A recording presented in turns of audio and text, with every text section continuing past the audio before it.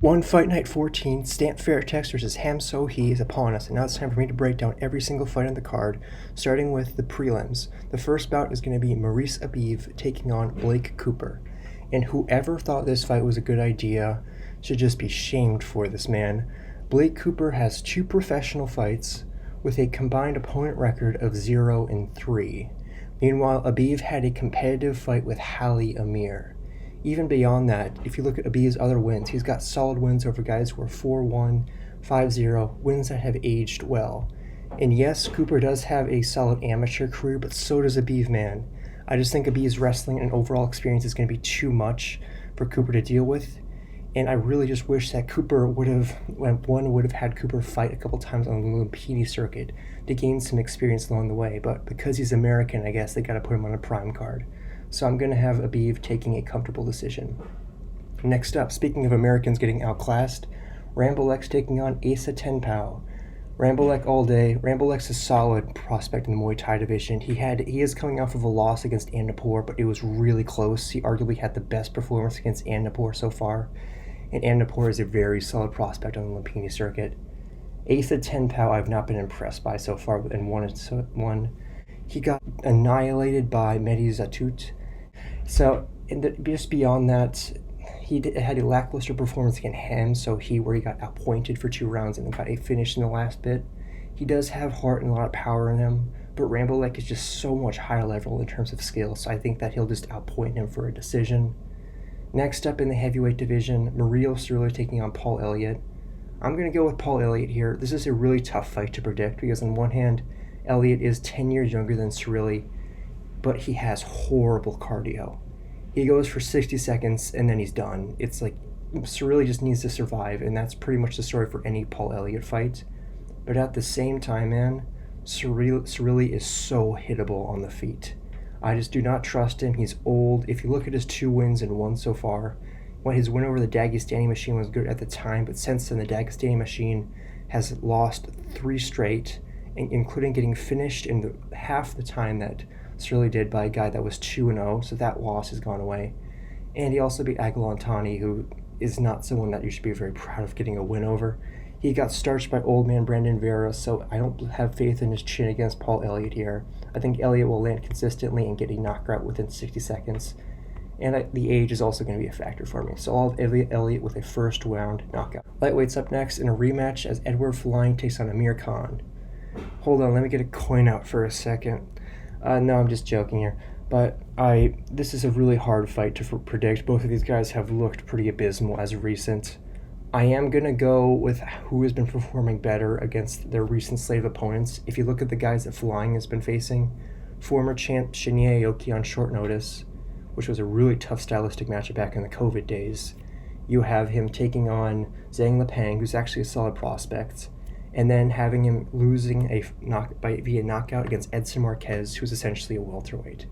Meanwhile, look at who Amir Khan has been losing to. He got gifted a decision against Ryogo Takahashi in a fight that he probably should have lost, and Ryogo Takahashi did not look great ever since then, or before that. And then he got chinned by Keanu Suba, a guy who is not known for having heavy hands, so I do not trust Khan's chin, especially since he got chinned a division below this. So even though he is over a decade younger than Flying, I think he's just too beaten up. He doesn't have the chin for this sport. Flying is going to have a speed advantage. He did look good against Zhang Par. I know Zhang Par was 45, but it still is impressive what he did there. So I'm going to have Flying being able to outpoint Khan. He also does have better wrestling, in my opinion. Flying via a decision. Lightweight Muay Thai as Runway takes on Dmitry Mashikov. Originally, Sins was supposed to be fighting Mashikov, however, he had to pull out with an injury. So instead, we got Runway, and I think this is just going to be another performance by Runway. He's just going to be able to outpoint Mashikov for the most part. It might be a little interesting in the later rounds as Mashikov starts to unload a little bit, but I just think that Runway just has too much of distance management for Mashikov, and he's going to be able to push him away for a majority of the fight. Runway via a decision. And then John Lineker versus Stefan Lowman, 2 top 5 guys, both coming off of wins. The winner of this is more than likely getting a title shot. And I like Lowman for this. Lineker, the problem that I have with him is his offensive wrestling is just not there, especially since Kim was able to have some wrestling success against him. And Stefan Lowman is hands down the best offensive wrestler in the bantamweight division. The way that he was able to control Bibiano like that and turn him into a doormat was sensational, man. And the fact that Lineker is doing a very quick turnaround for this, a month and a half, makes me believe that he has not undergone the right training to deal with Lowman's wrestling. And Lowman on the feet is going to give Lineker some problems. I mean, you saw old Kevin Bellingham give Lineker some problems there. He had the best performance against Lineker before he fought Bibiano. So I think the same thing is going to happen here, where Lowman's going to give him trouble on the feet, give him lots of trouble in terms of the wrestling advantage, and Lowman's going to get a decision here. We get into the first of 4 big women's fights as Zhang Jingnan takes on Wonder Girl Yarosok in the special striking rules match. I got Zhang Jingnan here. The problem I have with Yarosok is I just don't believe that she's very good in Muay Thai, period. If you look at the 2 women she's beat, they had abysmal records of like 18 and 16. Just not very high level, and I also don't believe that she's been doing a lot of training. She seems like one of those fighters that's really obsessed with Instagram. Meanwhile, Zhang Jingnan is one of the best strikers in the women's strawweight division. I have complete faith in her ability, and I think that she has a significantly more power. Not to mention her boxing fundamentals are levels above what Yarosok is used to. I have Zhang Jingnan winning here. I don't think she'll get a finish here because Yarosok was able to take Jackie Boontang's best shots and not be finished. But I'll have Zhang Jingnan taking a decision. The first of 3 women's title fight as Danielle Kelly takes on Jessica Quan. I like Kelly here. I know that Quan is a world champion. Her record's shinier on paper, and she's beaten Kelly before. But the fact is, after Bianca Basilia lost definitively to Tammy Musumeci, it proves that those IBJJF titles don't mean a whole lot here in one, because it's such a different rule set that's more bent on submission offensive styles. And Kelly has been able to perfect that means. She's also done really well against strong fighters such as Robieki Miura, who was essentially a weight division above her. I just do not give her much of a shot here against someone. I just do not give someone like Jessica Quan a shot against Kelly here. I think that she's going to struggle with this new rule set. Danielle Kelly has been here multiple times and she's had a lot of success.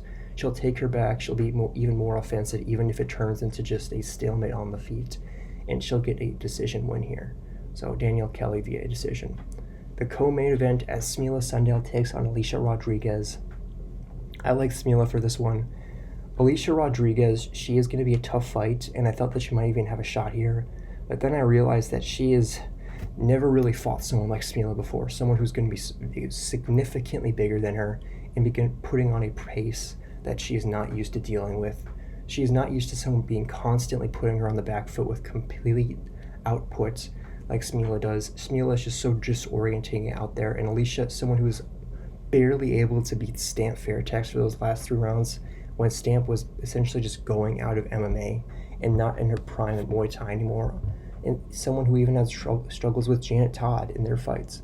I think that Sundel is just going to be too much for her. She's going to overwhelm her, and the fact that, again, that Rodriguez gives up those first 2 rounds almost to a T, I don't like that style. I know that Regine Ursel does it well, but Regine Ursel is so dominant in those later rounds and so just oppressive, even in those first 2, that it works a little bit better for him. But for Alicia Rodriguez, that style is not going to be good for her here. She's not going to have a whole lot of time to move up to the weight division, being cumulative to that.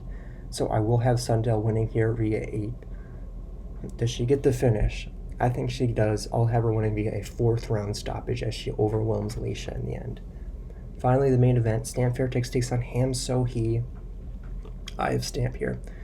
I think that everything that Ham So-hee can do, Stamp has dealt with better. Jihin was a better offensive wrestler. Lasuan was a better overall submission threat. She's dealt with better strikers on the feet in Muay Thai, even in MMA. Ham So-hee is decent on the feet and in the clinch, but I don't think it's going to be enough to be able to outdo what Stamp is able to do there. I think that Stamp can actually out-scramble Ham here. I don't really trust Ham to be able to maneuver around a lot of what Stamp's doing on the feet. Stamp's going to be constantly teeping to that body, moving away, working on the hands. Those elbows are going to be constantly threatening her throughout this contest. And I think that she'll just be continuously damaging Ham until the fight and eventually wear her out in the later rounds. So I'll have Stamp Fairtex finishing Ham in the 4th round via body shots. So with that, guys, those are my predictions for all the fights on the card. Thank you all so much for watching. This is Shire TV Productions. If you enjoyed it, please leave a like. Consider liking and subscribing for more content. Leave a comment down below. Tell me your own predictions. This is Shire TV Productions, and I'm out.